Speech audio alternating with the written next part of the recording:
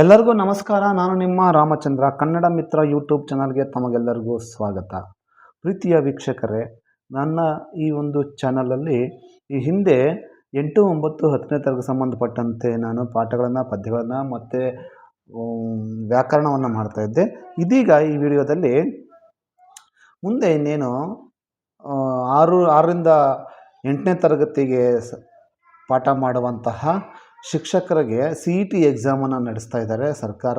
ಅದಕ್ಕೆ ಸಂಬಂಧಪಟ್ಟಂತೆ ಸಮಾಜ ವಿಜ್ಞಾನದಲ್ಲಿ ಬರುವಂತಹ ಪ್ರಶ್ನೋತ್ತರಗಳ ಬಗ್ಗೆ, ಅಂದರೆ ಅದಕ್ಕೆ ಸಂಬಂಧಪಟ್ಟಂತೆ ಕೇಳುವಂಥ ಪ್ರಶ್ನೆಗಳ ಬಗ್ಗೆ ನಾನು ಇಲ್ಲಿ ವಿಡಿಯೋವನ್ನು ಮಾಡ್ತಾ ಇದ್ದೀನಿ.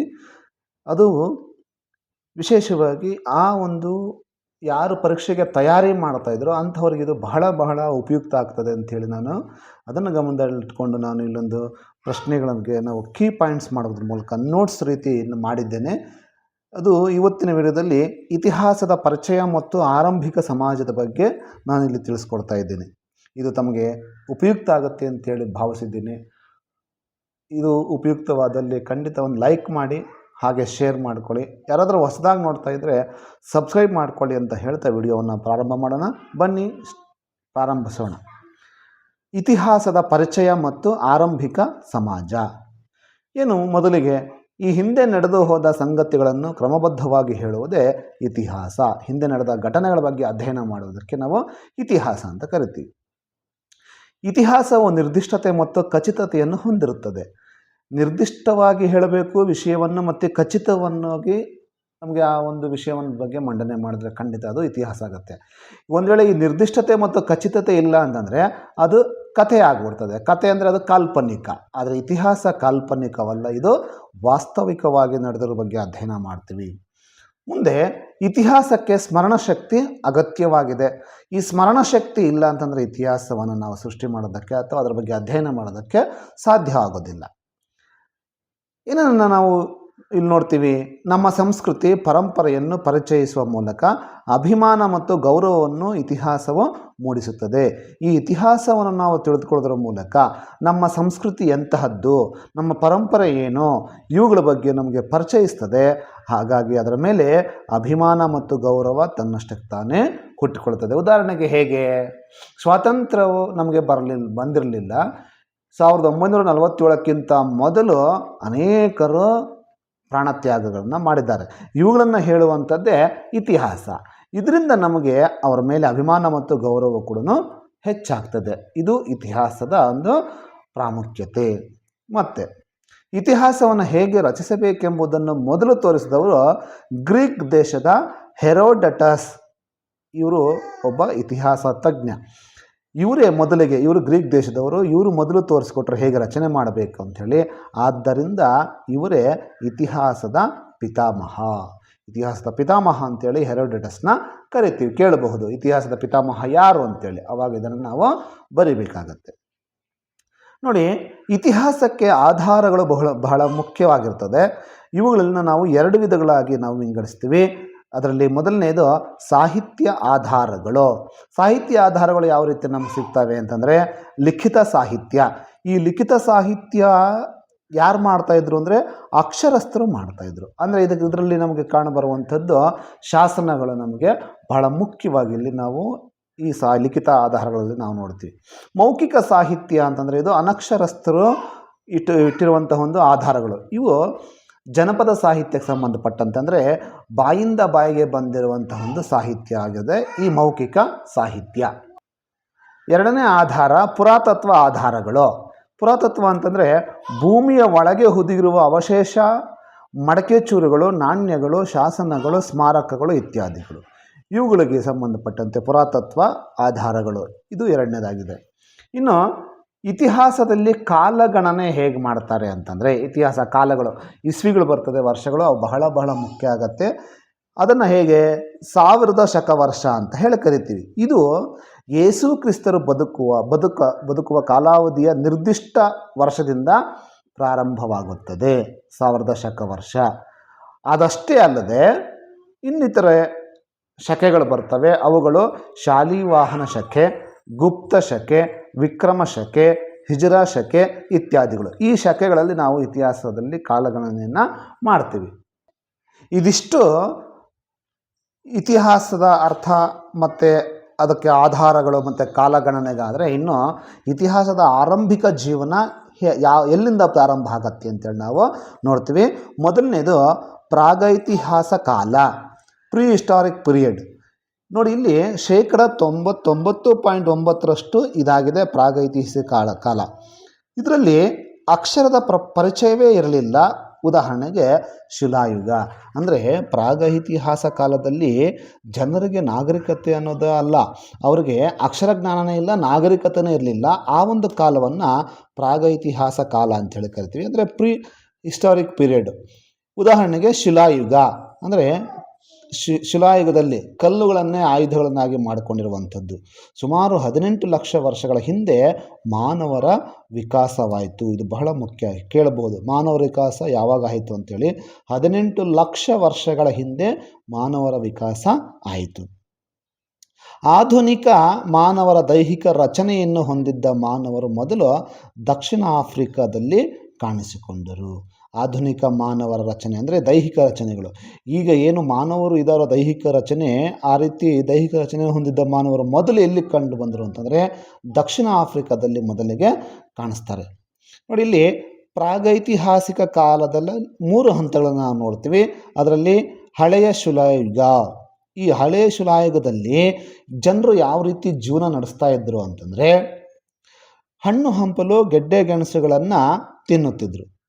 ಕಾಡಲ್ಲಿ ಸಿಗುವಂಥ ಹಣ್ಣುಗಳನ್ನು ಮತ್ತು ಗೆಡ್ಡೆ ಗೆಣಸುಗಳನ್ನು ತಿಂದು ಬದುಕುತ್ತಿದ್ದರು. ನಂತರ ಕಲ್ಲಿನಿಂದ ತಯಾರಿಸಿದ್ದ ಆಯುಧಗಳನ್ನು ಬಳಕೆ ಮಾಡ್ತಾಯಿದ್ರು. ಕಲ್ಲಿನಲ್ಲೇ ಆಯುಧಗಳನ್ನಾಗಿ ಬಳಕೆ ಮಾಡ್ತಾಯಿದ್ರು, ಅವುಗಳನ್ನೇ ಬಳಸ್ತಾಯಿದ್ರು ಅವರು ತಯಾರಿಸ್ಕೊಂಡು. ಕೊನೆಯಲ್ಲಿ ಅಂದರೆ ಹಳೆಯ ಶಿಲಾಯುಗ ಕೊನೆ ಆಗುವಂಥ ಸಂದರ್ಭದಲ್ಲಿ ಆಹಾರಕ್ಕಾಗಿ ಅವ್ರು ಏನು ಮಾಡ್ತಾರೆ ಅಂದರೆ ಬೇಟೆಯನ್ನು ಕಲಿತಾರೆ, ಬೇಟೆಯ ಪರಿಚಯ ಮಾಡ್ಕೊತಾರೆ. ನಂತರ ಅವರು ಬೆಂಕಿಯನ್ನು ಕೂಡ ಕಂಡು ಹಿಡ್ಕೊಳ್ತಾರೆ. ಇಲ್ಲಿ ಪ್ರಾಗೈತಿಹಾಸಿಕ ಕಾಲದ ಕೊನೆಯ ಹಂತದಲ್ಲಿ ಬೆಂಕಿಯ ಪರಿಚಯ ಕೂಡ ಮಾನವನಿಗೆ ಆಗತ್ತೆ. ಮುಂದೆ ನೋಡಿ, ಈ ಹಳೆಯ ಶಿಲಾಯುಗ ಎಲ್ಲೆಲ್ಲಿ ಕಾಣಬರ್ತದೆ ಅಂತಂದರೆ ಮಧ್ಯಪ್ರದೇಶದ ಬೇಲಾನ್ ಕಣಿವೆ, ಕರ್ನಾಟಕದ ಹಣಸಗಿ ಮತ್ತು ಬೈಚ್ಬಾಳ್, ಆಂಧ್ರ ಪ್ರದೇಶದ ಕರ್ನೂಲ್, ಅಮರಾವತಿ, ತಮಿಳುನಾಡಿನ ಅತ್ತಿರಾಂಪಕ್ಕಂ ಮುಂತಾದ ಶಿಲಾಯುಗದ ಪ್ರಮುಖ ನೆಲೆಗಳನ್ನು ನಾವು ಕಾಣಬಹುದು. ಇದರ ಅವಧಿ ಎಷ್ಟು ಅವಧಿ ಇತ್ತು ಇದು ಅಂತಂದರೆ 5 ರಿಂದ 12 ಸಾವಿರ ವರ್ಷಗಳಷ್ಟು ಈ ಒಂದು ಪ್ರಾಗೈತಿಹಾಸ ಅಥವಾ ಹಳೆಯ ಶಿಲಾಯುಗವನ್ನು ನಾವು ಕಾಣ್ತೀವಿ. ಮುಂದೆ ಅದರಲ್ಲಿ ಇನ್ನೊಂದು ಹಂತ, ಇದು ಮಧ್ಯ ಶಿಲಾಯುಗ. ಮೊದಲನೇದು ಹಳೆಯ ಶಿಲಾಯುಗ ಆದರೆ ಇದು ಮಧ್ಯ ಶಿಲಾಯುಗ. ಇದರಲ್ಲಿ ದೊಡ್ಡ ದೊಡ್ಡ ಶಿಲಾ ಉಪಕರಣಗಳ ಬದಲು ಕೌಶಲ್ಯಭರಿತ ಕಿರು ಶಿಲಾಯುಧಗಳನ್ನು ಬಳಸಿದರು. ಈ ಹಿಂದೆ ಏನು ಮಾಡಿದ್ರು, ಕಲ್ಲುಗಳನ್ನೇ ಆಯುಧಗಳನ್ನಾಗಿ ಮಾಡಿಕೊಂಡು ದೊಡ್ಡ ದೊಡ್ಡ ಉಪಕರಣಗಳನ್ನಾಗಿ ಬಳಕೆ ಮಾಡ್ತಾಯಿದ್ರು. ನಂತರ ಈ ಮಧ್ಯ ಶಿಲಾಯುಗದಲ್ಲಿ ಏನು ಮಾಡ್ತಾರೆ ಅಂದರೆ ಕೌಶಲ್ಯಭರಿತ ಅಂದರೆ ಬಹಳ ಸೂಕ್ಷ್ಮವಾಗಿರುವಂಥದ್ದು ಸಣ್ಣ ಸಣ್ಣ ಕಿರು ಶಿಲಾಯುಧಗಳನ್ನು ಬಳಸಿದರು. ಶಿಲೆ ಅಂತಂದರೆ ಕಲ್ಲು, ಆ ಕಲ್ಲುಗಳಿಂದ ಆಯುಧಗಳನ್ನು ಮಾಡಿಕೊಂಡವರು ಬಳಸ್ತಾರೆ.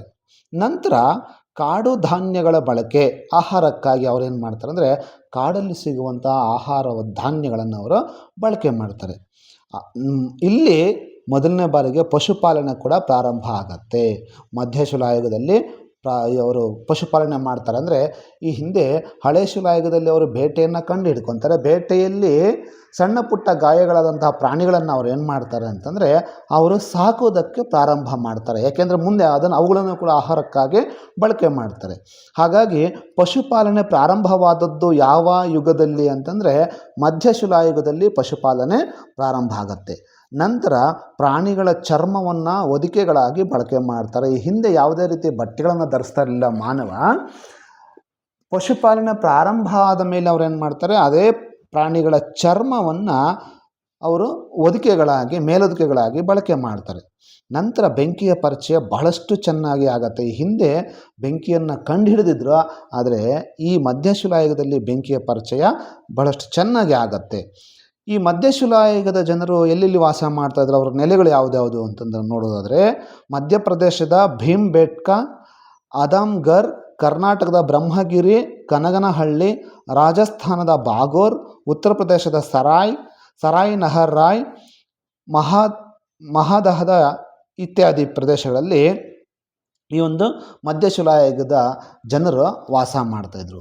ಇದರ ಕಾಲಾವಧಿಯನ್ನು ನಾವು ನೋಡೋದಾದರೆ 12,000 ವರ್ಷಗಳಿಂದ 9,000 ವರ್ಷಗಳವರೆಗೆ ಈ ಒಂದು ಅವಧಿಯನ್ನು, ಮಧ್ಯಶಿಲಾಯುಗದ ಅವಧಿಯನ್ನು ನಾವು ಕಾಣ್ತೀವಿ. ಪ್ರಾಗೈತಿಹಾಸಿಕ ಕಾಲದಲ್ಲಿ ಕೊನೆಯ ಹಂತ ನವಶಿಲಾಯುಗ ಕಾಲವನ್ನು ನಾವು ನೋಡ್ತೀವಿ. ಇಲ್ಲಿ ನೋಡಿ, ಕೃಷಿಯ ಆರಂಭ ಆಗತ್ತೆ. ಹಳೆ ಶಿಲಾಯುಗದಲ್ಲಿ, ಮಧ್ಯಶಿಲಾಯುಗದಲ್ಲಿ ಮಾನವ ಏನು ಮಾಡ್ದ? ಸಂಚಾರಿ ಜೀವನವನ್ನು ಮಾಡ್ದ. ಅಂದರೆ ಅವನು ಆಹಾರಕ್ಕಾಗಿ ಒಂದು ಕಡೆಯಿಂದ ಮತ್ತೊಂದು ಕಡೆಗೆ ಆತ ವಲಸೆ ಹೋಗ್ತಾ ಇದ್ದ.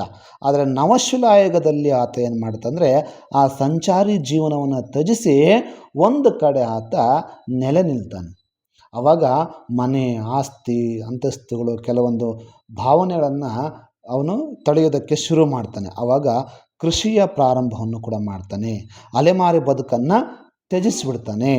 ನಂತರ ಅವನು ನಾಗರಿಕ ಸಂಸ್ಕೃತಿಯನ್ನು ಆರಂಭ ಮಾಡ್ತಾನೆ. ಮಾನವರು ಹೇಗೆ ಬದುಕಬೇಕು ಎಂಬುದಕ್ಕೆ ನಾಂದಿಯಾಗುವಂಥದ್ದು ಇಲ್ಲಿಂದ ಶುರುವಾಗುತ್ತೆ ನವಶಿಲಾಯುಗದಲ್ಲಿ.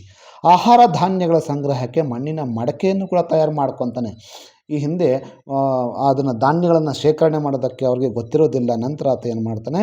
ಮಣ್ಣಿನ ಮಡಕೆಯನ್ನು ಕೂಡ ತಯಾರು ಮಾಡ್ಕೊಳ್ತಾನೆ. ಇದರಿಂದ ಆತ ಹಳ್ಳಿಯ ಉದಯ ಕೂಡ ಮಾಡ್ಕೊಳ್ತಾನೆ. ಅಂದರೆ ಸಣ್ಣ ಸಣ್ಣ ಮನೆಗಳನ್ನು ನಿರ್ಮಾಣ ಮಾಡ್ಕೊಳ್ಳೋದ್ರ ಮೂಲಕ ಒಂದು ಹಳ್ಳಿಯ ಉಗಮ ಎಲ್ಲಾಗತ್ತೆ ಅಂದರೆ ನವಶಿಲಾಯುಗದಲ್ಲಿ ಉಗಮ ಆಗತ್ತೆ. ಬಹಳ ಮುಖ್ಯವಾಗಿ ಚಕ್ರದ ಪರಿಚಯ ಆಗತ್ತೆ. ಈ ಚಕ್ರವನ್ನು ಕಂಡುಹಿಡಿದದ್ದು ಕೂಡ ಈ ನವಶಿಲಾಯುಗದಲ್ಲಿ. ಮತ್ತು ಇವರು ಕೆಲವೊಂದು ಆಯುಧಗಳನ್ನು ಇಲ್ಲಿ ತಯಾರು ಮಾಡ್ಕೊತಾರೆ. ಅದು ಕೈಗೊಡಲಿ, ಮೂಳೆಗಳಿಂದ ತಯಾರಿಸಿದ ಆಯುಧಗಳನ್ನು ಇಲ್ಲಿ ಬಳಕೆ ಮಾಡ್ತಾರೆ. ಈ ಹಿಂದೆ ಯಾವುದನ್ನು ಬಳಕೆ ಮಾಡ್ತಾಯಿದ್ರು? ಕಲ್ಲಿನಿಂದ ಮಾಡಿದಂತಹ ಆಯುಧಗಳನ್ನೇ ಬಳಕೆ ಮಾಡ್ತಾಯಿದ್ರು. ಆದರೆ ಇಲ್ಲಿ ಕೊಡಲಿಯನ್ನು ಮತ್ತು ಮೂಳೆಗಳಿಂದ ತಯಾರಿಸಿದ ಆಯುಧಗಳನ್ನು ಬಳಕೆ ಮಾಡ್ತಾರೆ.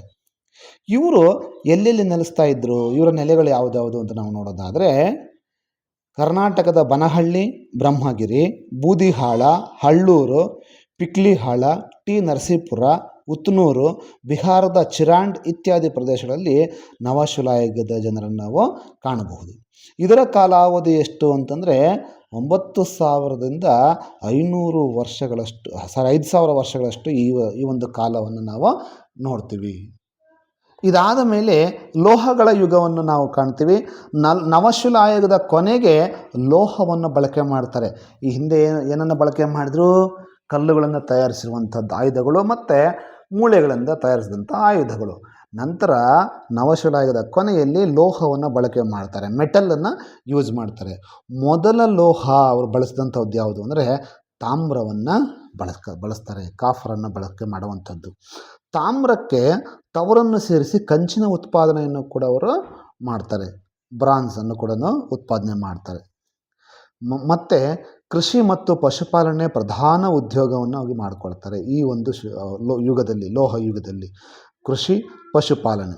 ಆಹಾರ ಪದಾರ್ಥಗಳು ಹೆಚ್ಚಾದಾಗ ಇತರೆ ಪ್ರದೇಶಗಳಿಗೆ ಕಳುಹಿಸಿಕೊಡುವ ಮೂಲಕ ವ್ಯಾಪಾರವನ್ನು ಕೂಡ ಆರಂಭ ಮಾಡಿಕೊಳ್ಳುತ್ತಾರೆ ಈ ಲೋಹ ಯುಗದಲ್ಲಿ.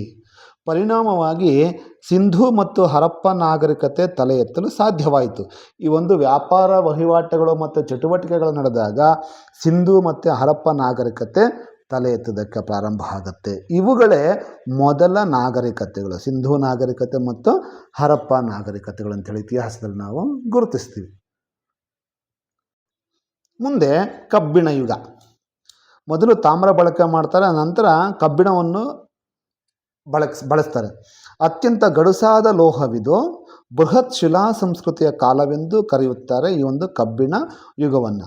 ಹೆಚ್ಚುವರಿ ಉತ್ಪಾದನೆಯನ್ನು ನಿಯಂತ್ರಿಸುವ ವರ್ಗ ಪ್ರಭುತ್ವವಾಗಿ 2600 ವರ್ಷಗಳ ಹಿಂದೆ ಉದಯವಾಯಿತು. ನೋಡಿ, ಇಲ್ಲಿ ಪ್ರಭುತ್ವ ಅಂದರೆ ರಾಜಪ್ರಭುತ್ವ ಇಲ್ಲಿ ಪ್ರಾರಂಭ ಆಗಿಬಿಡ್ತದೆ. ನಂತರ ಈ ಒಂದು ಪ್ರಭುತ್ವವಾಗಿ ಉದಯವಾದಂಥವುಗಳೇ ಮುಂದೆ ಅವು ಗಣರಾಜ್ಯಗಳಾಗಿ, ಅನಂತರ ನಂದ, ಮೌರ್ಯ ಸಾಮ್ರಾಜ್ಯಗಳು ಇಲ್ಲಿ ಪ್ರವರ್ಧಮಾನಕ್ಕೆ ಬಂದವು. ಮೊದಲು ರಾಜಪ್ರಭುತ್ವಗಳು ಮೊದಲಿಗೆ ಬರ್ತದೆ, ಅದಂತರ ಗಣರಾಜ್ಯಗಳಾಗುತ್ತದೆ. ಗಣರಾಜ್ಯಗಳಲ್ಲಿ ರಾಜರ ಪ್ರಭುತ್ವ ನಂತರ ನಂದರು, ಮೌರ್ಯರು, ಈ ಒಂದು ನಂದ ಮತ್ತು ಮೌರ್ಯ ಸಾಮ್ರಾಜ್ಯಗಳು ಪ್ರವರ್ಧಮಾನಕ್ಕೆ ಬಂದವು. ಅಂದರೆ ಇಲ್ಲಿ ಹೆಚ್ಚು ಅವರೇ ಆಳ್ವಿಕೆ ಮಾಡೋದಕ್ಕೆ ಶುರು ಮಾಡ್ತಾರೆ. ಹೀಗೆ ಇತಿಹಾಸ ಮತ್ತು ಆರಂಭಿಕ ಜೀವನ ಹೇಗಿತ್ತು ಅನ್ನೋದನ್ನು ನಾನು ಈ ವಿಡಿಯೋದಲ್ಲಿ ತಿಳಿಸಿದ್ದೀನಿ. ವೀಕ್ಷಕರೇ, ನಿಮಗೆ ಇದು ಬಹಳ ಸುಲಭವಾಗಿ ಮತ್ತು ಸೂಕ್ಷ್ಮವಾಗಿ ನಾನಿಲ್ಲಿ ಉತ್ತರಗಳನ್ನು ಅಥವಾ ನೆನ್ಪಿಟ್ಕೊಳ್ಳೋದಕ್ಕೆ ಸಾಧ್ಯವಾಗೋ ರೀತಿಯಲ್ಲಿ ನಾನು ಇದನ್ನು ಇಲ್ಲಿ ನಿಮಗೆ ತಿಳಿಸ್ಕೊಟ್ಟಿದ್ದೇನೆ. ಇದು ನಿಮಗೆ ಉಪಯುಕ್ತ ಆಗಿದೆ ಅಂತೇಳಿ ನಾನು ಭಾವಿಸ್ತೇನೆ. ಮುಂದೆ ಇಂತಹದ್ದೇ ಒಂದು ವಿಡಿಯೋವನ್ನು ನಿಮಗೋಸ್ಕರ ಮಾಡ್ತೀನಿ. ಅಲ್ಲಿವರೆಗೂ ನಮಸ್ತೆ, ಧನ್ಯವಾದಗಳು.